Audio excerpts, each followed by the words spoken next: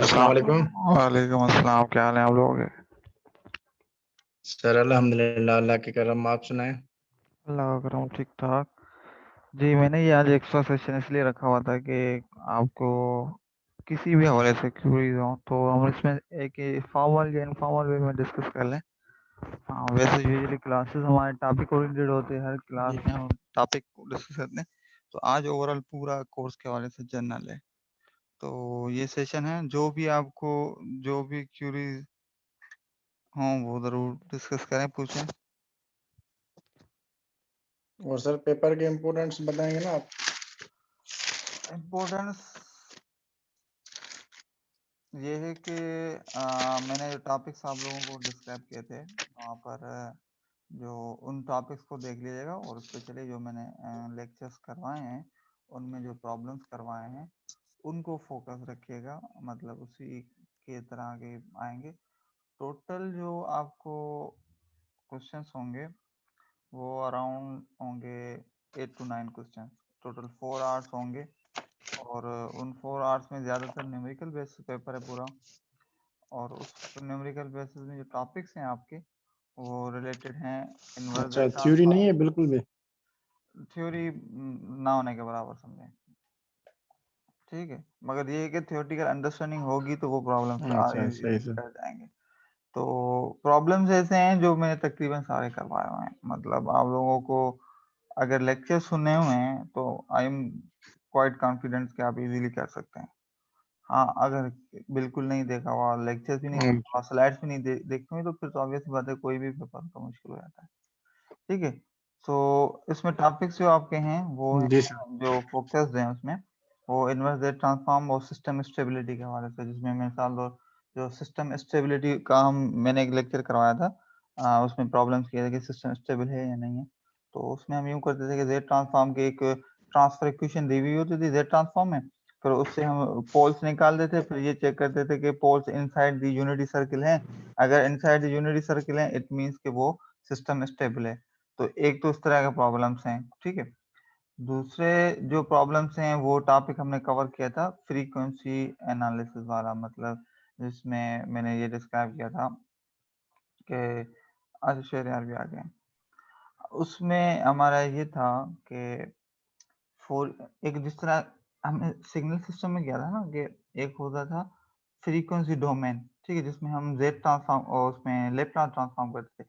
तो इस तरीके से यहाँ पर जो हमारे पास जो ट्रांसफॉर्म होती है वो भी फोरियर ही है, मगर यहाँ पे डिस्क्रीट टाइम के लिए होती है। तो उसको एक था उसमें भी फिर एनालॉग और आपके पास पीरियाडिक एंड अपीरियाडिक, एनालॉग नहीं पीरियाडिक एंड अपीरियाडिक, क्योंकि डिस्क्रीट में भी आपके पास दोनों हैं। तो अपीरियाडिक में आपके पास फिर आ जाता था discrete time Fourier transform, DTFT जिसको हम कहते हैं, ठीक है। अच्छा, वालेकुम सलाम, चलिए। तो उसके प्रॉब्लम्स मैंने करवाए थे, तो उनसे रिलेटेड कुछ प्रॉब्लम्स हैं। फिर मैंने उस डीएफटी को, क्योंकि सॉरी डीटीएफटी को जब हम परफॉर्म करते हैं तो उसमें कंप्यूटेशन, मतलब सिस्टम्स में या कंप्यूटर्स पे परफॉर्म करना मुश्किल होता है due to the memory limitation, क्योंकि उसमें हमारे पास जो मेमोरी रिक्वायर्ड होती है थियोरेटिकली इनफाइनाइट होती है, ठीक है, जो कि पॉसिबल नहीं है। तो उसका एक दूसरा वर्जन है उसी ही फ्रीक्वेंसी डोमेन निकालने के लिए डिस्क्रीट टाइम का, जिसको हम कहते हैं डीएफटी, ठीक है। उसके भी मैंने प्रॉब्लम्स करवाए थे। ओके, जहन देख लिया है आपको? अच्छा, तो उसके भी कुछ प्रॉब्लम है। फिर डीएफटी को, क्योंकि उसमें फिर मल्टीप्लिकेशन और एडिशन बहुत ज़्यादा होती हैं, और जब हमारे पास डेटा के नंबर बढ़ते हैं तो वो जो मल्टीप्लिकेशन एडिशन एक्सपोनेंशियली इंक्रीज हो जाती है। अच्छा, तो उसमें फिर उसके लिए एक एफिशिएंट एल्गोरिथम है जो कहते हैं, जिसका नाम है एफएफटी।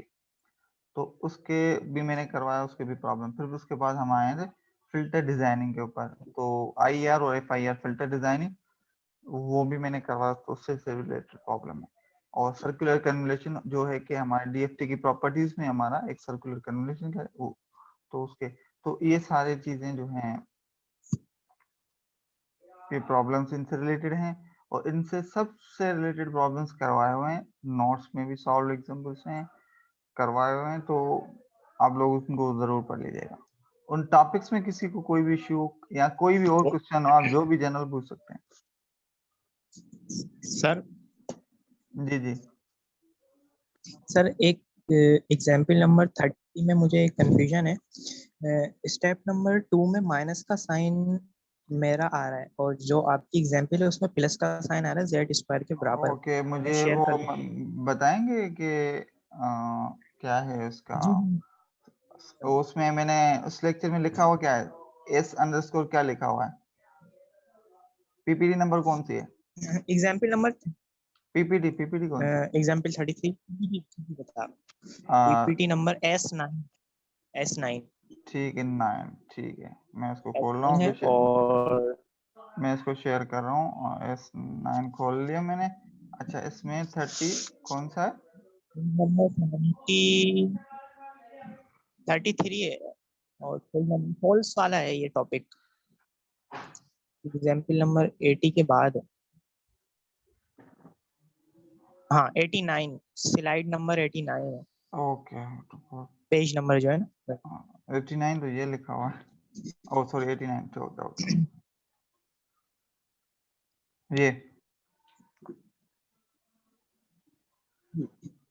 ये स्क्रीन शेयर हो रही है। जी जी सर। हाँ, मुझे इसमें कहाँ पे था क्या इशू, ये ये जो प्लस आ रहा है ना, ये मैंने जो सॉल्व करा है इसमें माइनस आ रहा है। अब ये प्लस कैसे आया ये मुझे कंफ्यूजन हो रही है। ओके ओके ओके ओके, अच्छा, ठीक है, ये जहाँ तक मेरा ख्याल है ये मिस्टेक माइनस की है, यहाँ पे माइनस ही आएगा क्योंकि ये इसी से इक्वेशन ड्राइव्ड है। सिर्फ हमने इसमें क्या किया है, जो नेगेटिव एक्सपोनेंशियल है ना उसको निकाला है कॉमन। जी तो जो यहाँ पर जो टर्म था इसमें हमने कॉमन निकाला है क्या, एक 4z² ऊपर से कॉमन लिया, अच्छा नीचे से भी 4z² कॉमन लिया, तो 4 कॉमन हो गया, z² z-2 कॉमन लिया, मतलब यहाँ पे पावर में माइनस में कॉमन लिया। ये सिर्फ इसलिए हमने किया है, इसको इसलिए किया है ताकि नेगेटिव टर्म्स खत्म होके पॉजिटिव टर्म्स आ जाए, ठीक है। अदरवाइज आप इसको यूं भी कर सकते हैं कि ये जो है ना z−2 है तो इसको आप z यूं कर दें, ठीक है। तो इसके बाद फिर ये जो एलसीएम इसकी लेंगे तब भी आपको वही सेम मिलेगी। तो कोई भी मेथड अपनाएंगे तो यहाँ पर ये माइनस साइन ही है, देख रहे हैं, 9 के साथ डिवाइडेड बाय 4 जी करेंगे तो आंसर आपके पास अराउंड यही आएगा, 2.25 ही आएगा। तो वो 2.25 आया हुआ है और ये z² कॉमन लिया हुआ था, तो z² का माइनस में कॉमन लिया हुआ था, तो उसके साथ ये जब मल्टीप्लाई होगा तो आपके पास क्या आएगा,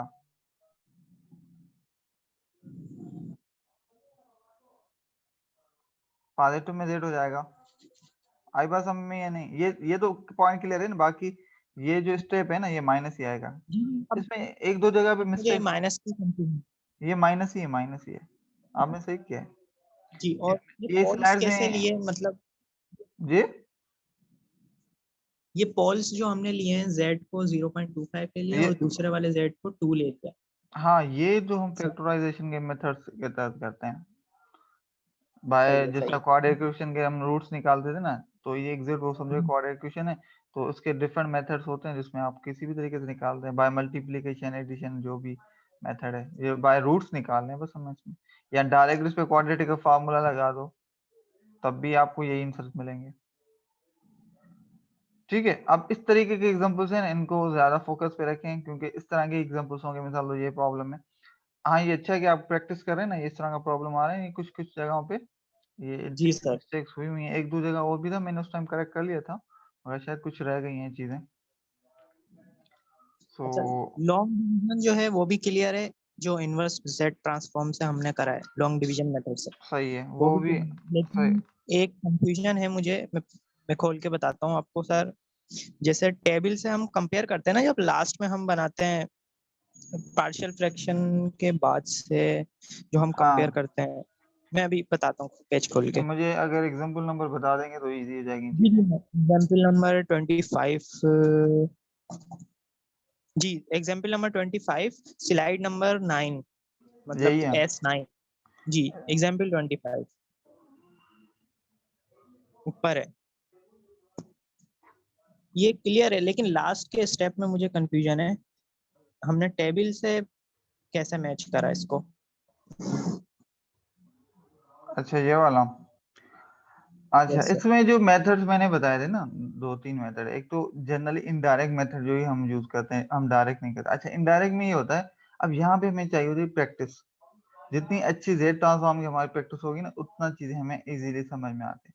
अब इसमें हो क्या रहा है कि हमें ये चेक करना पड़ेगा कि ये किससे रिजेम्बलेंस कर रहा है, ठीक है। अब कभी कभी ये भी होता है, मिसाल दो आपका, मैं सपोज कर रहा हूँ कि एक ई है, सपोज करें ई है, अब इसका समझो कि ये जेड ट्रांसफॉर्म है 1 माइनस 1 जी, सपोज करें हम, ठीक है। या 2 है 2 अपॉन 1 माइनस जी, मैं ऐसे ही मतलब समझाने के लिए। अब क्या हुआ, आपके पास जो फिगर आई है उसमें आया है 1 अपॉन 1 माइनस जी, तो इसको फिर हम क्या करते हैं, तो ऐसे को इसको 2 करने के लिए फिर हम कुछ ना मैथमेटिकल मैनिपुलेशंस करते हैं, +1 और -1 करेंगे। तो इस तरह की जो चीजें हैं ना, हम करते रहते हैं, और यहाँ पर भी एग्जैक्ट वही चीज होता है।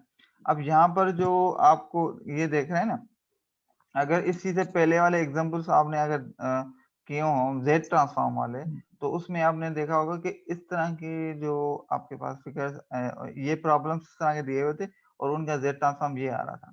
तो एक क्या था, प्रैक्टिस के फ्लो में आपको यहाँ से अंदाजा हो रहा है कि ये जो है ना, इसको अगर मैं कॉमन निकालूं तो ये बन जाएगा 1 अपॉन जेड प्लस, ठीक है, 0.2। अच्छा ये तो हो गया। अब ये किससे रिजेम्बलेंस करता है, ये टेबल से देखना पड़ेगा, और इसी में टेबल है, बिल्कुल जब शुरू का लेक्चर स्टार्ट हुआ था तो उसको, स्टार्ट में हाँ यहाँ पर ये देख रहे हैं कि जब भी, ये देखो, a power n u of n। हाँ मतलब अगर इस तरह की आपको फिगर नजर आए, अब ये है 1 अपॉन 1 माइनस ए जी इनवर्स, ठीक है। अब इस तरह की इनवर्स, इस तरह की फिगर नजर आए, ये यूं भी हो सकता है जेड ओवर जेड माइनस ए, क्योंकि ये इनवर्स फॉर्म है, और z इनवर्स को आप नीचे ले आएंगे तो ये a ओवर z हो जाएगा, इसकी एलसीएम लेंगे तो z माइनस a हो जाएगा, और डिनोमिनेटर के डिवाइड में डिनोमिनेटर कहाँ चला जाता है, न्यूमरेटर में, न्यूमरेटर ठीक है। तो z over z minus a, तो इसमें से देखना है अगर इससे रिजेम्बलेंस कर रहा है आपका जो पार्शियल फ्रैक्शन के बाद, क्योंकि पार्शियल फ्रैक्शन का मेथड ही ऐसा है कि आप जब ब्रेक करते हैं तो किसी न किसी से रिजेम्बलेंस होती है उसकी, जो हम सही। प्रॉब्लम करते हैं, ठीक है। तो फिर उसको रिप्लेस कर देंगे टाइम डोमेन की उस इक्वेशन के साथ, जो भी उसका वे है। आई बात समझ में? तो यस सर, क्लियर है। यहाँ पर जो है ना, थोड़ी जिसकी जितनी ज्यादा प्रैक्टिस होगी ना, वो ज्यादा एडवांटेज में होगा। आई बात समझ में? उसमें और कोई कंफ्यूजन है अब? और एक मिनट सर,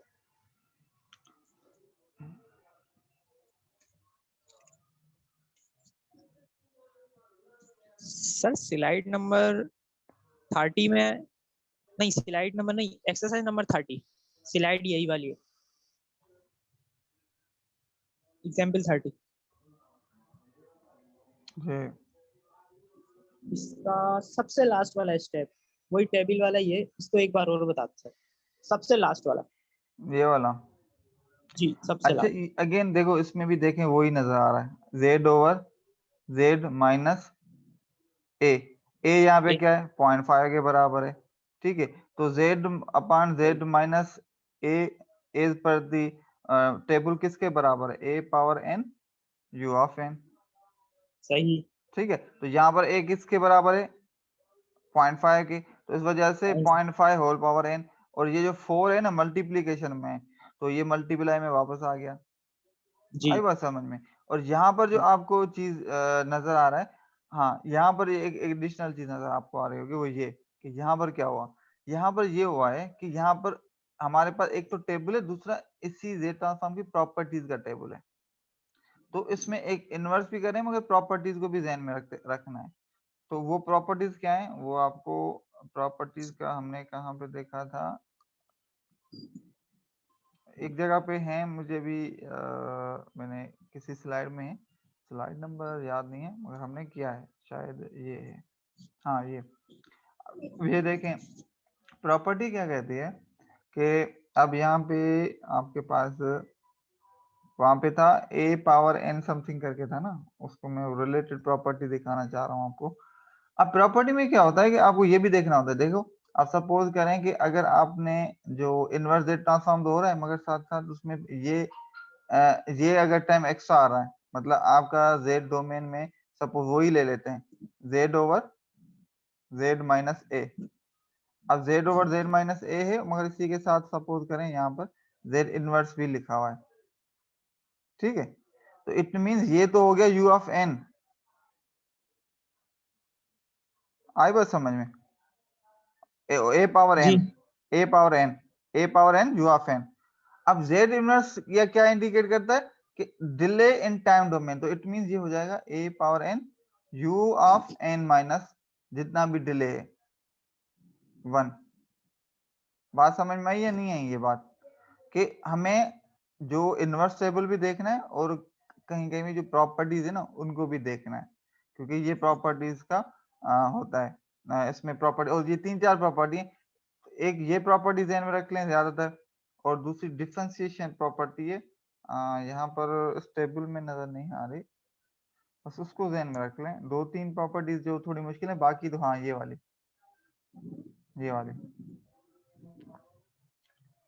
अगर आप देख रहे हैं कि जो आपका z जो x आउटपुट जो आ रहा है वो डिफरेंशिएटेड आउटपुट आ रहा है फ्रीक्वेंसी डोमेन में, तो टाइम डोमेन में n मल्टीप्लाई होगा। तो हम चलते हैं उधर उसी एग्जांपल में।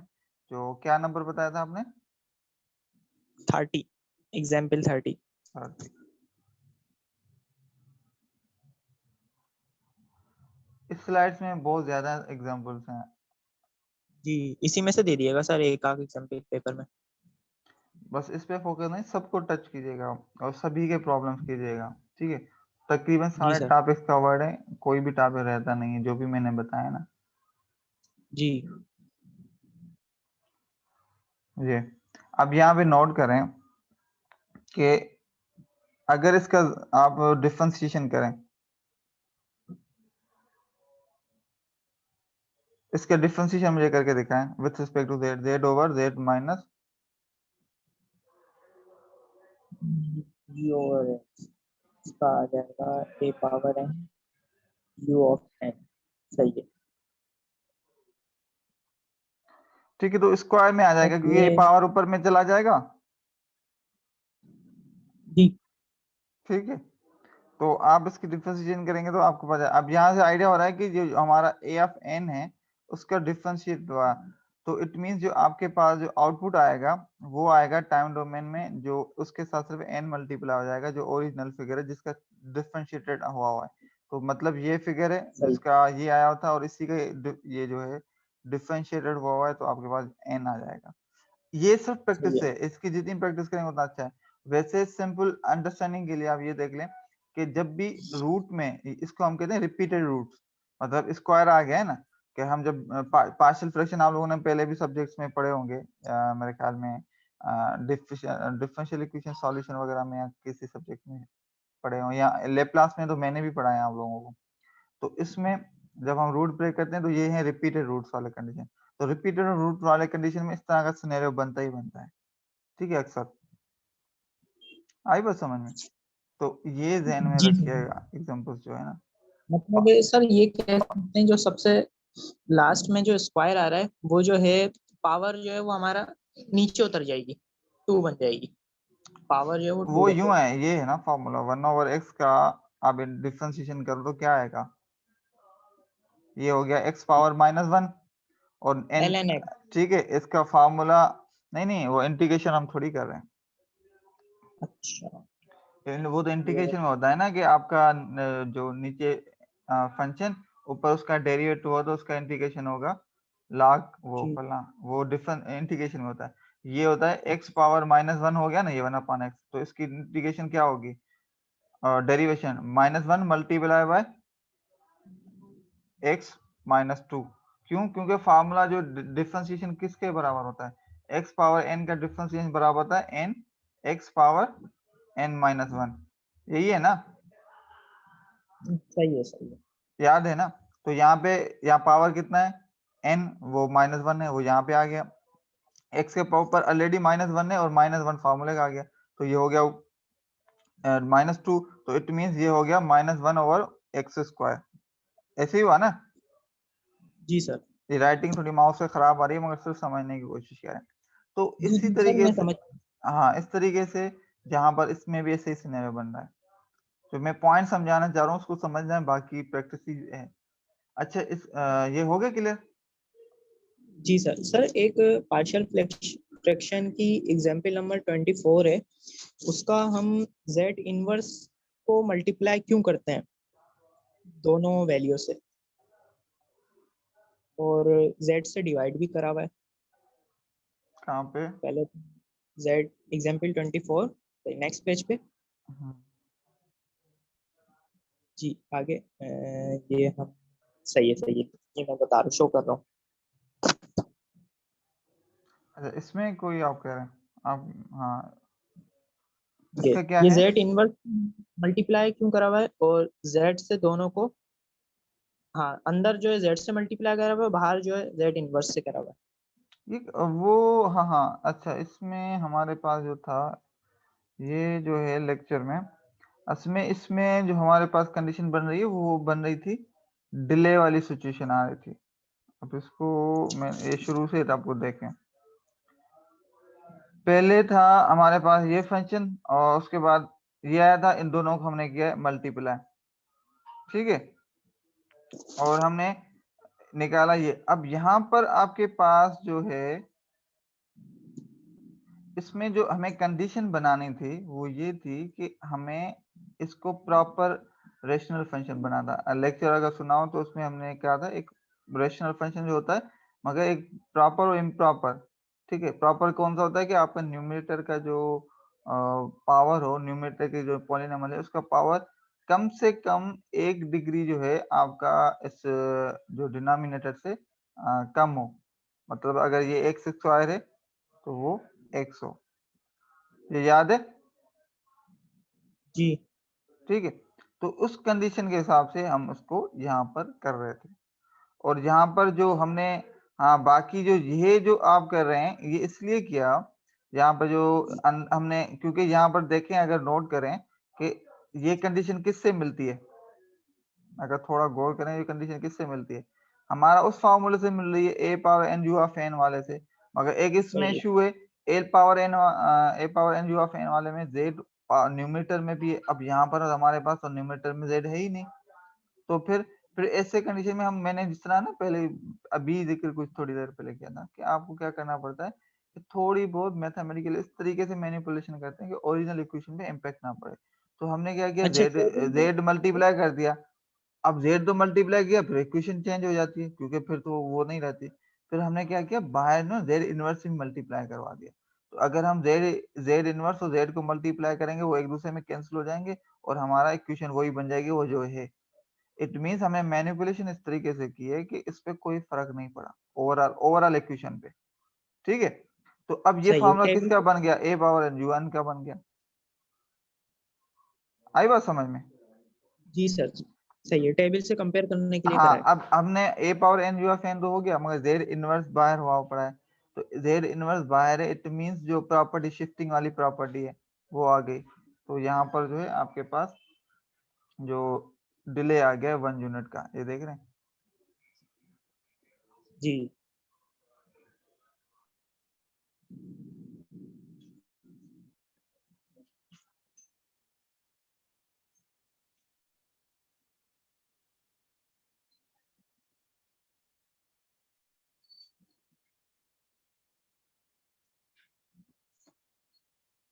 सर, इसमें डिले क्यों आया है?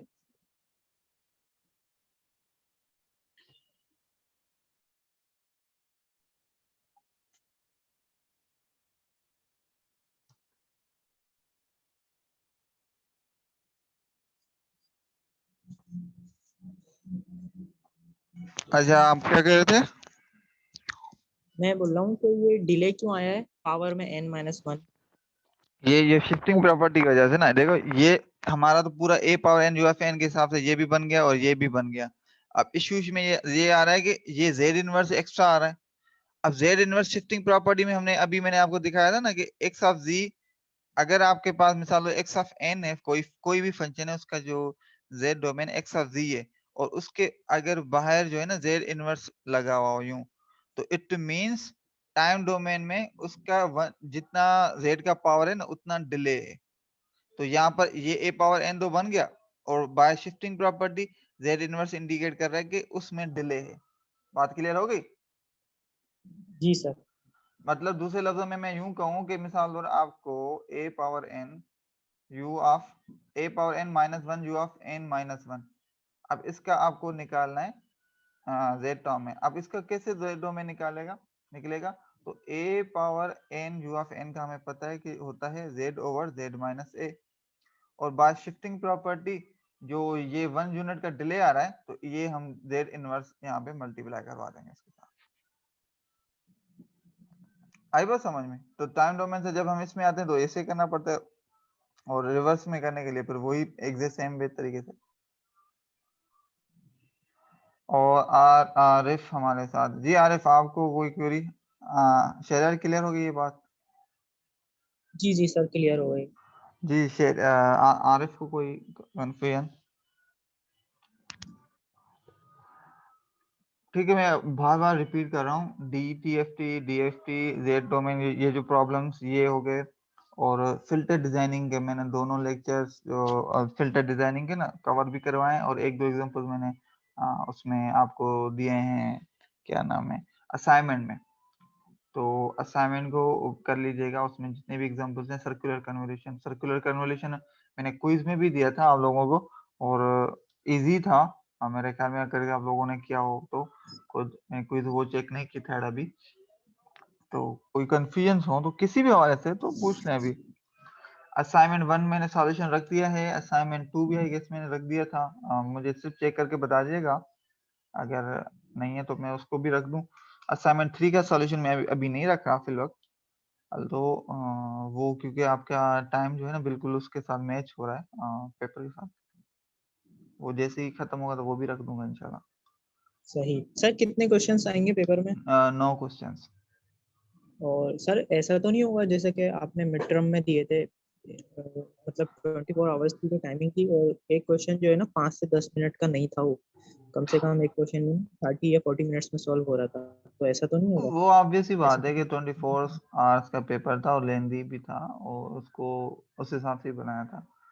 बस इसमें ये जरूर है कि प्रॉब्लम्स ऐसे हैं कि सारे रिलेटेड हैं। उसमें तो यूं भी था ना मिड में कि आपके प्रॉब्लम्स तो कॉन्सेप्ट वही थे, मगर थोड़े से वेरिएशंस उसमें थी काफी।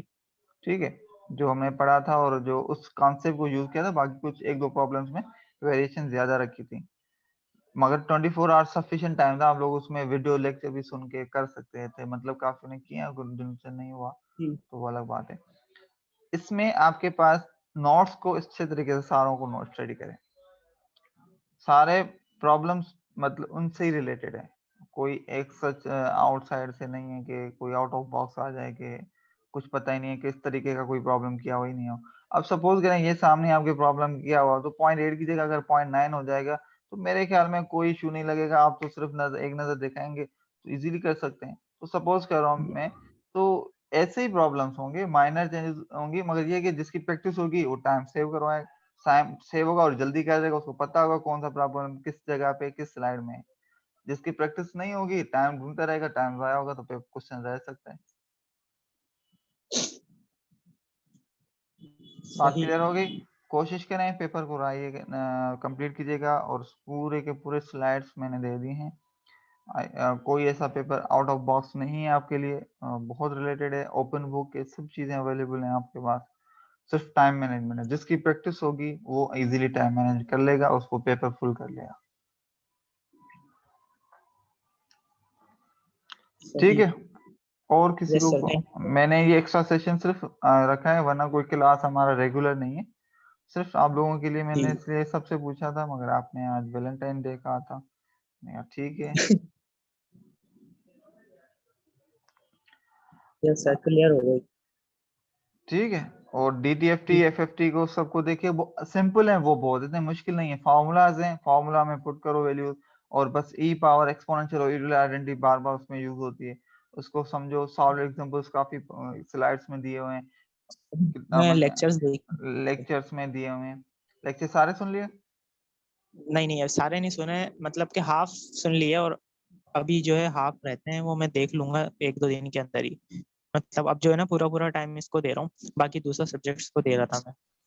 अच्छा, चलो सही है। जी, और नोट्स भी बना रहा हूँ साथ में। कोशिश है कि मेरी कल तक हो जाएंगे सारे लेक्चर्स। ठीक है, तो अभी तक सिर्फ ये स्लाइड्स किए हैं, हालांकि 13 स्लाइड्स तक हैं मैंने दिए हुए हैं, और मैंने बार बार रिपीट कर रहा हूँ कि ये सारे जो अपकमिंग जितनी भी है ना 8 to 9, ये जो जी मतलब मिड के बाद वाला पोर्शन है ना, वही जी फाइनल में भी फोकस्ड है, जी जो कि DTFT, FFT और यही सारा चीजें जो है ना, इन पे ही फोकस्ड है। और कोई क्वेरी या कोई सजेशन या सब्जेक्ट के हवाले से या किसी भी हवाले से आप इनफॉर्मली कुछ भी आज डिस्कस कर सकते हैं, कोई पाबंदी नहीं है आज। सब्जेक्ट सर तो सर इंटरेस्टिंग है। कैसा पेस आकर मैंने कोशिश पूरी की थी आप लोगों को सारे इंटरेक्टिव सेशन रखूं। आप लोगों में से कुछ ने पार्टिसिपेट किया भी था बीच बीच में, किसी ने डिफरेंट रीजंस की वजह से कोई नहीं भी कर सका, मगर जी मैंने पूरी कोशिश की है कि आप लोगों को एक स्मूथ वे में जितना DSP को समझा सकूं ऑनलाइन में, क्योंकि ऑनलाइन में इश्यूज बहुत होते हैं, मैथमेटिक्स को समझाने में थोड़े से हमें भी दिक्कत होती है, तो डिफरेंट मेथड्स अपनाने की कोशिश की, मगर आप लोगों की सजेशंस जो है ना मेरे लिए बड़ी इम्पोर्टेंट होगी, तो आप लोग ज़रूर बताइएगा। वहाँ पर तो वैसे ही फीडबैक आप लोगों ने यकीनन दिया होगा, वो तो हमें नहीं पता चलता किसने क्या दिया, मगर इंडिविजुअली अगर आप कोई देना चाहें तो मोस्ट वेलकम। मेक श्योर कि इससे कोई इम्पैक्ट नहीं पड़ेगा आपकी रिजल्ट्स पे, ये जस्ट लाइक एज ए बस टीचर और स्टूडेंट के हिसाब से अगर देना चाहते हैं, कोई वो फोर्स नहीं है, कोई सजेशन, कोई अच्छी चीज, कोई बुरी चीज, सर कोई इस सेमेस्टर में सर। आप ही बेस्ट रहे हैं। चलो ये आपने जो है ना सब चीजें जो का मटेरियल है ना सब टाइम पे आपने जो है ना कर दिया है। हाँ कोशिश तो इससे पूरी पिछले की है। वाले सेमेस्टर में आप थे और सर हेमंत सिकंदर थे, बहुत फास्ट थे, अच्छा फास्ट है हम SNS में। जबरदस्त है। सही। जी मैं भी सर। फर्स्ट सेमेस्टर था in the first semester online form में, तो चीजें कुछ शायद नहीं हो रही थी, कोशिश तो पूरी यही की है कि मैक्सिमम वैसे आप लोगों के फैसिलिटी, ऐसा ऑनलाइन में यही होता है, देखो टीचिंग हम आप लोग भी इंशाल्लाह जब, बल्कि अभी भी टीचिंग शायद कर रहे हो कुछ जगह पे, तो हम मटेरियल प्रोवाइड करना, लेक्चर्स को टाइम पे, मैंने पूरी कोशिश की कि वीकली बेसिस पे, इनिशियली मैंने सारे 3-3 लेक्चर्स ही रखे थे इस वीक में, क्योंकि हमारा ये ना शॉर्ट था सेमेस्टर, यूजुअली 16 वीक का होता है, सर तो हमारा ये वीक तो हो गया 15 वीक का, एक तो ये वीक कम हो गया, दूसरा जो हमारा शुरू में एक फर्स्ट वीक जो है ना वो हमारा हो गया था, मिस हो गया था, क्योंकि रजिस्ट्रेशन थी, तो वो हमारी नहीं होती, तो वो सिर्फ 2-3 वीक्स के ना हमारे 5-6 क्लासेस रह गई थी, तो इन्हीं वीक्स में कवर करना पड़ रही थी, तो वो मैंने वो भी कोशिश यही की कि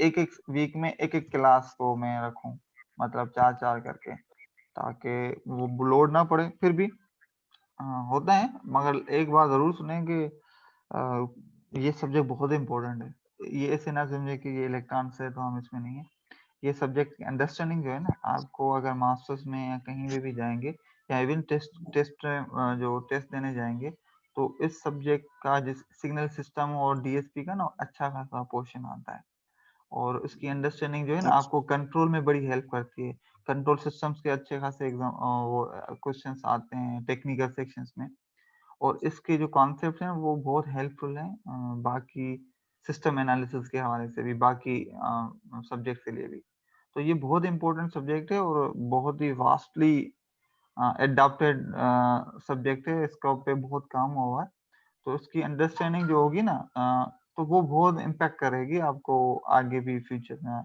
अगर आप मास स्पेशली उस पे जा रहे हैं, रिसर्च साइड में जाना चाह रहे हैं, और प्रैक्टिकल में भी अगर इमेज प्रोसेसिंग वगैरह या इस तरीके के तरफ आप कम से कभी जाना होता है, तो उसमें भी इसकी जो बेसिक अंडरस्टैंडिंग होगी ना वो बड़ी हेल्प करेगी कि क्या इम्पैक्ट पड़ता है, कौन से एल्गोरिथम DSP का यूज करना चाहिए, नहीं करना चाहिए, उसका क्या होता है, तो ये वैसे टेक्निकली इसका बहुत इंपॉर्टेंट सब्जेक्ट है, और फिल्टर डिजाइनिंग तक तो मैंने काफी कोशिश सही करके करवा दिया है आप लोगों को।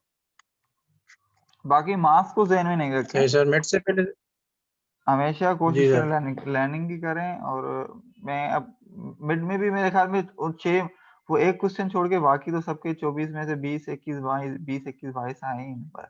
सिर्फ एक क्वेश्चन किसी ने अटेम्प्ट ही नहीं किया था। हाँ, क्वेश्चन नंबर 4। हाँ, वो छोड़ के जी जी बाकी तो समझो कि 24 में से आपके 20 21 22 इस तरीके के सबके नंबर आए। वो बहुत ही अलग क्वेश्चन दिया था। असल में मिल ही नहीं अलग रहा था नहीं कहीं। था, अलग नहीं था, मैंने सॉल्यूशन दिया था, चेक किया था आप लोगों ने अगर देखा होगा कि आपको रियलाइज होगा इतना मुश्किल नहीं था।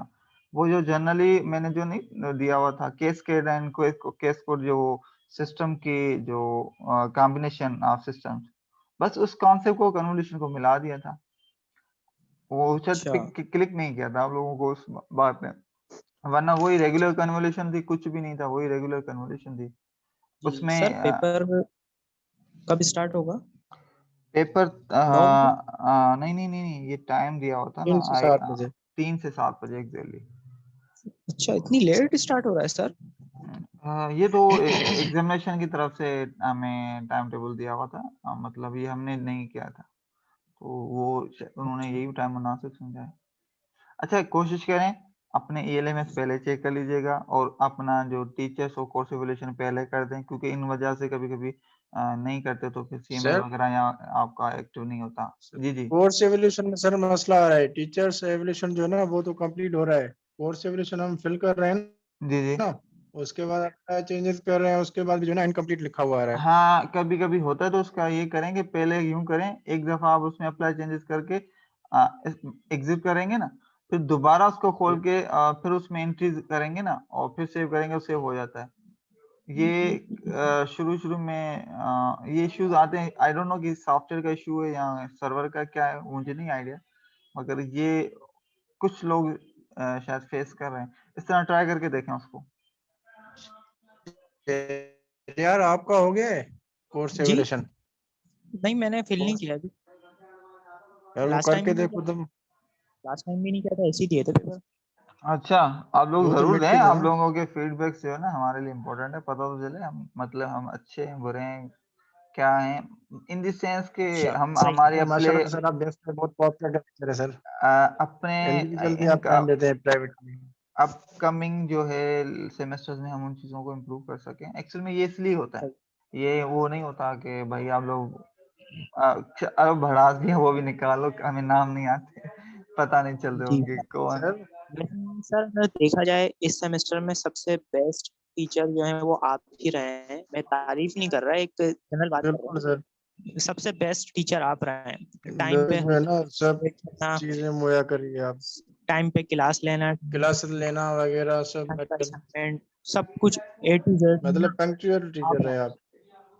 हाँ, कोशिश तो बेस्ट। पूरी की थी, चलो ये जी सुनकर अच्छा सर लगा, बिल्कुल। उम्मीद है कि आप लोगों को आगे फ्यूचर में भी फायदा होगा। आई डोंट नो कि आगे क्या होता है, अगले सेमेस्टर में हम मिलते भी नहीं मिलते, वो यूनिवर्सिटी में जरूर मिलेंगे इंशाल्लाह। आप लोगों को अभी टाइम है FIP में, तो मुलाकातें होती रहेंगी, सब्जेक्ट में होते हैं, नहीं होते कोई इशू नहीं। इंशाल्लाह मिलेंगे सर। ओके सर अच्छा, सर, कुछ थैंक यू सर। स्लाइड्स या कुछ टॉपिक्स बता देते जो इम्पोर्टेंट थे, जिस न्यूमेरिकल या प्रॉब्लम से जो है ना ज्यादा ये फोकस करें, प्रैक्टिस ज्यादा करें। मैं जो टॉपिक बताए सारों में से प्रॉब्लम्स आए हुए हैं, जो DTFT DFT FFT inverse Z transform और फिल्टर डिजाइनिंग, दोनों IR FIR सब में से आपके टॉपिक्स कवर हैं। किसी को कम टच किया, किसी को ज्यादा, मगर सारे कवर्ड हैं एग्जाम में, तो उसके भी सारे प्रॉब्लम्स अच्छा में फोकस करें। स्लाइड्स के सारे प्रॉब्लम्स को देख लो, आई एम होपफुल कि आप लोग फिर कर जाएंगे। इंशाल्लाह सर। ठीक है, तो सारी चीज़ें अवेलेबल होंगी आपके पास वहाँ पे, तो बस उसको करें। और मेरी अभी मीटिंग 1 मिनट का से भी कम टाइम में एंड हो जाएगी, तो कोई क्यूरी हो तो ठीक है, नहीं तो मैं दूसरी भी मीटिंग शुरू कर दूं अगर आप लोग चाहें, अदरवाइज हम यहीं पे एंड कर देंगे। बस सर सही है, कोई सर यहीं पूरी पे हुई एंड तो कर सर दें, मैं स्क्रीन ग्रुप में भेज देंगे। अच्छा ठीक है, तो उसके अलावा भी सेम सब्जेक्ट ग्रुप तक में। जी कोई भी सर। क्यूरी हो तो ज़रूर पूछ लीजिएगा, और बेस्ट ऑफ लक, और इंशाल्लाह फिर